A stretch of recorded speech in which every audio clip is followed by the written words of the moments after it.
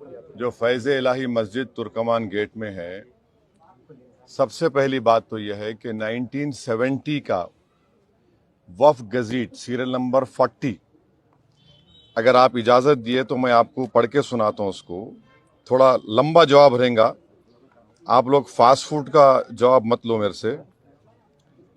तो ये मेरे गज़ीट कॉपी है, serial number 40 of 1970, Khwaja Faiz Ilahi mosque alias Masjid Ghausiyan and graveyard. इसमें 1970 में लिखा हुआ है over 100 years worship and burial of dead bodies. ये वार्ड नंबर लिखा हुआ है, राइट। नंबर 1 ये। दूसरी बात यह है कि हमने प्लेसेस ऑफ वर्शिप एक्ट बनाया कि 15 अगस्त 1947 को जो भी रिलीजियस स्ट्रक्चर जिस किसी समुदाय का होगा, बाबरी मस्जिद को छोड़कर, उसको डिस्टर्ब नहीं किया जाएगा। ये दो बात जहन में रखी। तीसरा क्या हुआ कि नवंबर 2024 को 12 नवंबर 2025 को दिल्ली हाई कोर्ट ने ये कहा अपने ऑर्डर में, this petition filed in public interest seeks a direction for removal of certain encroachments said to have been found in a joint survey report herein referred to as JSR। Third point ये है कि अब ये जो joint सर्वे हुआ, joint सर्वे में कौन party है, इसमें कौन थे सर्वे रिपोर्ट सर्वे जब हुआ, conducted by officials of MCD, DDA, land and development office जो मिनिस्ट्री ऑफ अर्बन डेवलपमेंट का है, और चौथा रेवेन्यू डिपार्टमेंट और पब्लिक वर्क्स।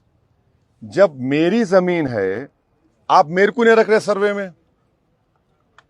हाँ, मेरी जमीन है, सर्वे मेरे को नहीं रख रहे। चौथी बात यह है कि दिल्ली हाई कोर्ट का जजमेंट गलत है। क्यों गलत है डिवीजन बेंच का? क्योंकि उन्होंने टाइटल डिसाइड कर दिया। अगर जब मेरा मालिकाना हक है उसके ऊपर, तो रूल पोजीशन ये है लॉ के लिहाज से वो वक्फ ट्रिब्यूनल को जाना। पांचवी बात यह है कि जब ये केस चल रहा था तो वक्फ बोर्ड के एडिशनल स्टैंडिंग काउंसिल में खड़े हुए थे और उनके मुंह में गुलाब जामुन था, एक लफ्ज नहीं बोले।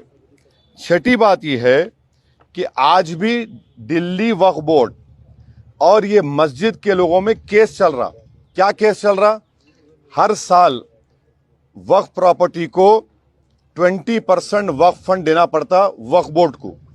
दिल्ली वक्फ बोर्ड इनको बोल रहा था 70% दो। ये केस आज भी चल रहा। तो ये Delhi Waqf board is complicit in this matter.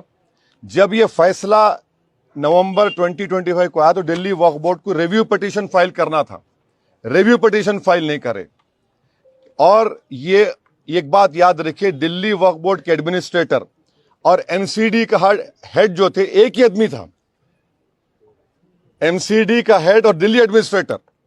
फिर कोर्ट में क्या बोला कि भाई MCD को बोला कि तुम हियरिंग करो। अगर आप मेरी जमीन है बोल के बोल रहे, आप कैसा हियरिंग करते? वो प्रिंसिपल्स ऑफ नेचुरल जस्टिस के खिलाफ है। तो हर एतबार से ये एक तो जजमेंट गलत है, दूसरा दिल्ली वक्फ बोर्ड कॉम्प्लिसिट है इसमें। वहां की जो कमेटी है वो बिल्कुल काहिल नाहिल है। उनको चाहिए था कि आप जाकर रिव्यू पिटीशन डालते। अभी भी हम डिमांड कर रहे, अगर दिल्ली वक्फ बोर्ड नरेंद्र मोदी गवर्नमेंट के दबाव में नहीं है तो इमीडिएटली सुप्रीम कोर्ट में केस डाले, और ये कमेटी के लोग जो काहिली के मजाहरे कर रहे हैं, आप फौरन सुप्रीम कोर्ट जाके डालो। ये वक्फ प्रॉपर्टी है। 1970 का गजेट इशू करती गवर्नमेंट, और LDO is under urban development ministry. तो ये पूरा गवर्नमेंट की साजिश से इस प्रॉपर्टी को वक्फ बोर्ड की डेमोलिश किया गया है। इसीलिए ये इसका फैक्ट है जो आपके सामने मैं बयान किया। आप नहीं, और एक है नेशनल का, सुप्रीम कोर्ट का बेल का नहीं होना। 2 करोड़ से ज्यादा वोटर हाँ, सुप्रीम कोर्ट का SIR होना नहीं होना, तो सुप्रीम कोर्ट का बेल का ऑर्डर होना नहीं होना, होना ना। आप लोग अखबार पढ़ते? हाँ, अखबार पढ़ते होंगे आप लोग, माशाल्लाह अखबार वाले हैं। आज टाइम्स ऑफ इंडिया में मैं फोटो लेकर रखा, नहीं सुनिए एक मिनट ठहरिए। टाइम्स ऑफ इंडिया में आज टाइम्स ऑफ इंडिया में 2 रिपोर्टिंग है। एक रिपोर्टिंग क्या है जो आपके अपने महाराष्ट्र के से रिलेटेड है कि एक साहब थे कैलाश रामचंदानी 2019 में नेक्सलाइट्स उन्होंने ट्रिगर ब्लास्ट करी आईडी का 15 पुलिस वाले गढ़चिरौली में मारे गए थे। ये गढ़चिरौली ये आदिलाबाद के बाजू है। इनका नाम था वन कैलाश रामचंद्र। इन्होंने जून 19 में ये 2019 में वाकया हुआ। ये इनको जब से उन्होंने जेल में है तो जब chief justice of India justice Suryakant साहब और जस्टिस बागची के पास गया तो गवर्नमेंट क्या बोली, the blast was triggered on the signal given by the accused. The bench said, your success story against left-wing extremism cannot be based on arrest alone. There must be speedy trial, which is possible only when government sets up exclusive special courts to try cases of this nature. Since there are many cases pending before the same trial judge and prosecution has cited many witnesses, the trial is not going to be concluded in the near future. तो उन्होंने क्या किया, interim bell दिया उनको। Number one क्या बोला कि interim bell दिया 2019 में। एक और केस में जस्टिस संजय कुमार साहब और जस्टिस आलोक आर्दे ने एक एमटेक चेयरमैन पीएमएलए का सेक्शन लगा। पीएमएलए में ट्विन टेस्ट होता। ट्विन टेस्ट का मतलब क्या है कि आप जज को प्रूव करना कि आप इनोसेंट है और दूसरा के बेल दिए तो भागना नहीं। तो उस केस में जस्टिस संजय कुमार साहब ने कहा, the right to speedy trial enshrined under Article 21 of the Constitution is not eclipsed by the nature of the offense. अब तीसरा ये बच्चों का केस है जो 2 को नहीं मिली।